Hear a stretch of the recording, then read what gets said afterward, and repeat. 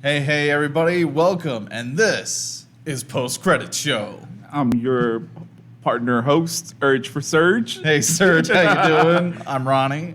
How are you, Ronnie? I'm well, man. I kind of like this new format of giving people a week and a half to watch movies. It seems like it gives people the buffer time, you know? Right. Sometimes people just get busy, you know? Right. So we're gonna stick to it and see how people like it. Good Boys came out this weekend, but we're covering it next show. Okay. So people have lots of time to see Good Boys. Looking forward to that. I also caught The Kitchen.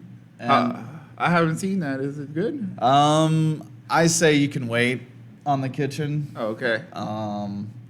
Maybe wait until it's out of theaters. Okay. Sorry to say. Ouch. Yeah, Rotten Tomato, what happened? I mean, it's a strong cast, but it's hard to end mob stories, you know? Like, you look at The Godfather, Scarface, like, either it ends in a huge shootout. I mean, most mob stories end in blood, you know? Well, that's how they're supposed to end, right? Yeah, so, how soon should people see Scary Stories Tell in the Dark? You know what, Ronnie? I'm going to go with watch it this month. Yeah, I love Scary Stories. I say see it today. Okay. Like, it's that good. I don't know if it's particularly good, but it has definitely really good scenes, and Right. the story made sense. It was a little funny here and there. Yeah, I love the points of humor throughout, at least in the first half. And good cast of characters. There's one actor in particular I want to highlight because he was golden. Once there's a couple scenes, once the spoilers come out, we'll talk about it. But I was kind of freaked out. If it looked kind of creepy, I was like, Yeah, the creep factor was great, and also I got some visuals to show like where this movie came from. okay. It looks like it's a warm up for Halloween since we're going in that direction next couple months. Yeah, so should be a good season for scary movies, and I think we're off to a good start with this one. So let's dive into spoilers. All right. Boom, spoiler. That was hilarious. But yeah. So, yeah. Them a bag. I think they were supposed to give them something. Right. But we don't know what they were going to give them. Right, so, yeah, they snatched the candy out of their hand, and I forget what it was full of. And then... It was full of poop. That was the poop one? Yeah. And then they start throwing eggs at it. Yeah, 'Cause throwing eggs, and then they backed up, and then they threw a flaming bag of shit in. Yeah, that was awesome, man. Yeah, well done. And then they had to flee, like they're hiding out from them, and that's when they run into the character Ramon, who's just like a Latino guy, just hanging out in his car at a drive-in theater. You know, I missed his backstory. What did it say he was doing out there? he said he's always looking for work, so I assumed he was a migrant worker of some sort. I mean, he looked pretty loaded. He had a car. What else did he have? He had some spending money. It looks like he had a nice jacket on too. I was Yeah. like, all right. I was like, But yeah, I thought it was great setup of these characters, and so they, all group up, and they're like, hey, let's check out this haunted house, and it seemed like maybe the younger kids had been in the haunted house before. I think they had, yeah. Yeah, and they weren't expecting it to be locked up, but they were able to, get in further, and like they discovered some rooms they never discovered before. Uh-huh. And like the one girl's retelling like anybody who heard a scary story from this one, girl and end up missing. Like that's the urban legend. And then they find her book, which is also in the urban legends. And I thought it was funny too, like so the one kid, one's named Augie, and he was like a straight shirt guy, and then the funny guy who was collecting his turds was Chuck, played by Austin Zodger. Yeah. That kid was great. He was so good. Yeah, I like how he went out too. Yeah, the way he got taken out was great. But it was funny when I was watching the movie, like, you know, when he's hiding out in like the cupboard or closet or whatever, and then he peeks out again, and then the room's all nice. When the room was all nice, I went, shit! And everybody in my theater was laughing. Oh my God. Yeah. Gwen's chiming in. It brought back memories when she was a kid. Maybe if we have any scary stories, from our childhood, we could, tell them. Okay, Gwen, here's my question to you. Did you used to jump into haunted houses too? That's my question. I never did the haunted house thing. Like, not a legit one. I don't ever remember going into a haunted house, but I did go into an abandoned commercial building once. Oh, yeah? And I remember being up like on the 5th floor or 6th floor or something, and it's kind of scary because everything's like, there's a lot of demolition going on and everything, and I was like, oh man. Like, yeah, I definitely recall certain buildings giving me the willies. Yeah. There's just buildings that just, creep you out. Yeah, creep you out, especially when there's no light or anything in there. Yeah. Medical places, too, like the insane asylum they eventually go to, like, those are just inherently creepy. Yeah. And then when supernatural stuff starts happening, even worse. I wonder if it's your own mind that starts playing tricks on you. I would hope that it's your own mind. Otherwise, oh, man. So, do you have a picture of the creepy thing that ate Chuck? Yeah, I got several pictures of that. Let me see. Boom. Where is that thing? Okay, here's it standing in the hallway. Oh man, that thing creeped me out, man. Yeah, it's creepy, but not like overly threatening. Like you kind of got what it was up. Like it seemed like it had a personality, like it was shy or something. Like it was just like slowly creeping and like rubbing its hands. And like every corner you're looking left or right, up, down, and no matter what corner you see, he gets closer and closer. He keeps coming up on all of them. Yeah, it reminds me of like certain video games. There's one called Don't Blink, because every time you don't look at this creature, it moves towards you. And like you have to time when to blink, and like it'll jump towards you. Wow. Yeah, and that's also like a Doctor Who thing, but apparently these things are like 30 years old. So these might predate all those, Don't Blink stuff. I got a full screen picture here of the drawing from the book. Let's see. There we go. That's what the creepy thing looked like. That in the is original book. scary. Yeah. You know what it reminded me of Slenderman. Yeah, Slenderman. That's a great urban myth thing. It's fairly recent though. It's funny. Like I know actually the origins of Slenderman. Like there was a contest on Reddit or something. Someone edited in this skinny guy in the background of old black and white photos with children, and like this mythos built out of it. But that's like a completely internet made up thing. Yeah. But made for a good video game. Yep. And a terrible, terrible movie. I don't remember the I didn't see it. Like the movie, like apparently. Let's back to us. Apparently, the movie was supposed to get released right after these two girls in real life took their friend out in the woods and tried to kill her, like stab her. So they have this property on their hands, this movie. And they're like, what are we gonna do? So they severely edited it out, like to remove like stabbing stuff. Like one character just disappears out of the movie apparently. Oh. Like it makes no sense. Oh. And they purposely didn't show it in Wisconsin because that's where the actual stabbing happened. Oh my God. Yeah, so just bad news from the onset. Wow. Yeah, Slenderman gives me the creeps, especially some videos you've seen on YouTube. Yeah. It is very, very creepy. Yeah. But this thing creeped me out. I felt a little uneasy at night. I was like, ugh, that thing. Yeah. It sticks to you. I think Babadook, was one of those scary movies where that's really hard to sleep in a dark room afterwards. I had to stop watching. What was that?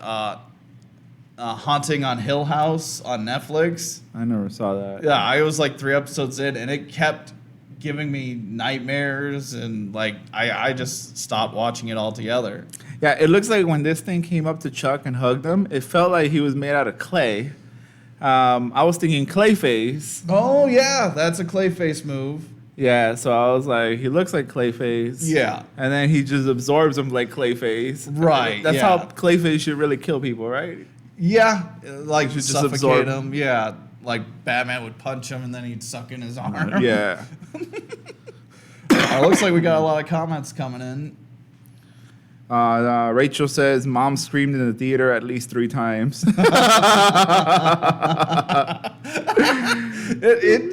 There were some decent jump scares. They really held back on the jump scares, which I appreciate. You know, jump scares are the cheapest form of scares, I feel. Like, and this one kept in the highest bracket of scares, like growing dread and, you know, impending doom. Now, I had seen that in the trailer where the spiders or the balls coming out of her cheek. That's right. But I had totally forgotten about it. And then, so when I started like seeing it in the movie, I was like, oh yeah. And then like, oh my God. I was like. Right. And that was completely set up from when she was in the house too. She said, no, it's a spider bite, not a pimple. Yeah. And I'm like, oh man. And like the whole time she's like gonna pop, and I'm like, that's just like the cringiest thing. Yeah, they got a good makeup artist there. Yeah, really good effects for that. Rachel says, especially when the spiders came out of the girl's face is when Mom screamed. Yeah. Yeah, really good stuff. I actually have a full screen drawing of that. If you want to see it, let's see. Red spot. Look at that. It's just like these drawings. I want to pick up one of these books. Yeah. Because, like, apparently every story is accompanied by these great drawings. And you just see, like, the spiders coming out of just, like, this gash in her face. Oh. And, like, you saw at the end of the movie, the girl with the red spot. Like, it's funny, the police chief said that she went insane and, like, was never coming back. I don't know if she actually did get insane or not, or if that was just the police doing it, you know. But, yeah, really well done, I felt. Okay. The movie rivals Goosebumps, right? This book, cause it's a Goosebumps type movie, right? Was this one rated R? It was definitely rated R. No, this is PG-13. Really? Yeah. I was surprised too, but like you could see how maybe kids, preteens would want to see this film. Like that's the age level of these stories. Like apparently you could find these stories in elementary schools back in the day, like in libraries. And, you know, that's just interesting to me. It's a little, I used to read Goosebumps. This book was a little past my time. Yeah. So it started coming out when I think it was like 13, so I didn't really read these. Okay. Yeah, I didn't hear about this book either. I was a big Goosebumps fan. And the TV series for Goosebumps, I think, was pretty well done. The movies, they get a little too zany. Like, I love Jack Black, but I don't know. That Goosebumps movie just didn't do it for me. Yeah, I didn't watch the movies because Jack Black was in it. So. Oh, how dare you! Yeah. I like Jack Black. Any other frightening stuff we should go over for the movie? You know what? I wasn't too satisfied with the Scarecrow. He looked like he was clunky, and it looked like he had metal legs. What was it? The Scarecrow? Yeah. I think it was just made out of wood. You know, It sounded like he had something metal in him. Like it sounded weird, like metal. Like it could have very well been like one of his legs was made out of an old metal part. You know, but it was like just a scarecrow thrown together. The creepiest part about that scarecrow was the face. Like it looked like it was an old rubber mask or sack. Isn't there a Goosebumps episode 2? He has like an ugly mask. Oh, I think it's the monster mask or something like that. Yeah, it looked very similar to that one, and then she puts it on and it changes the personality. Yeah, kind of like the real mask with Jim Carrey. Yeah. Ooh, Rachel Williams says each story tormented the characters. It wasn't a simple attack and kill. It was a scare the shit out of them, toy with them, then kill. Yeah, that's exactly it. Like it was great. Like the big toe one, I think was really well executed. He puts the toe out of his mouth. I was like, oh man. I'm like, the whole time you're like, oh no, don't let it happen. Don't let it happen. Especially don't let him swallow it. And since he didn't swallow it, I thought he was gonna be fine. Like, here's your toe. Like, I'm wondering if the zombie got its toe back, would he have been fine? No. But it's funny too. Like, they used the color red all throughout. Like, it was called the red spot, the red room, and also it was the red stew pot that he took out. Yeah. And obviously, nobody made that stew. Right. That was like a magic thing. There was like eyeballs in it. Oh, I remember my aunt telling me something like eyeball stew back in the day, just like a scary, creepy story. She's gonna, make eyeball stew. Let's not forget the best one though. The guy that came from the chimney, that monster. Oh, me. What was his name? Yeah, the Walker. Me. I don't know. Me Tai Doti Walker. Yeah. Yeah, Me Tai Doti Walker.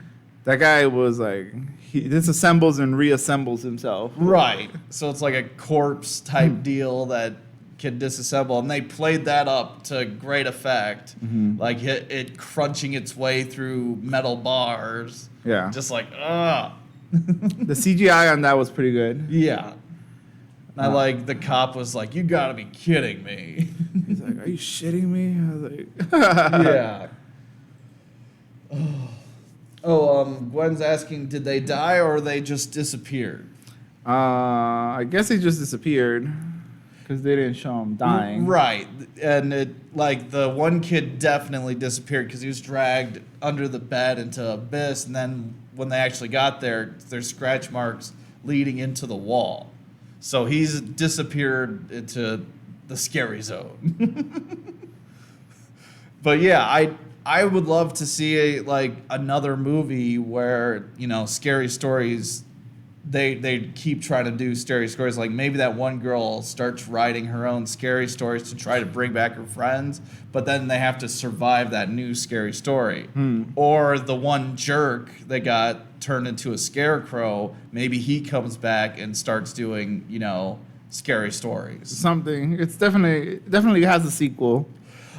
Well, I just heard announced, at least domestically, the top 4 movies, and Scary Stories wasn't one of them.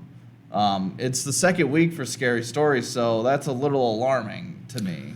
It probably made its money back the first weekend, but it was Good Boys got number 1, Hobbs and Shaw got 2, I can't remember 3, but it was Angry Birds was way down at 4. And then, so Scary Stories must have been down at 5 then. Yeah. Or maybe Dora. I forget where Dora was. But yeah. Tough competition out there. Maybe it came out too early. That could be. And Gwen's right. It could rally around Halloween. Yeah. I hope it sticks around a little bit. I want more. I want more Scary Stories. Yeah, I thought it was good. Yeah. Anything we're missing? I didn't know any of the characters. Did it come out any other work? Oh, the actors? I was looking them up. The 2 male friends apparently were in the AMC movie Turn. Yeah, Washington Spies. So this is their first movie. Yeah, it seemed like they did a lot of television stuff. Probably first movie. Yeah. But I totally think that one funny kid's gonna be in a ton of stuff now. That's what happens. You do one great role in a movie, and suddenly you're in everything. Anything else? I think we covered everything. Yeah. Did you think of any scary stories from your childhood, like urban legends? Because the characters, like the big toe, that was a campfire story. and also Ramones, me, Ty Doty Walker was also something, his friends told him, Yeah. No, I don't remember being scared of too many things. Okay.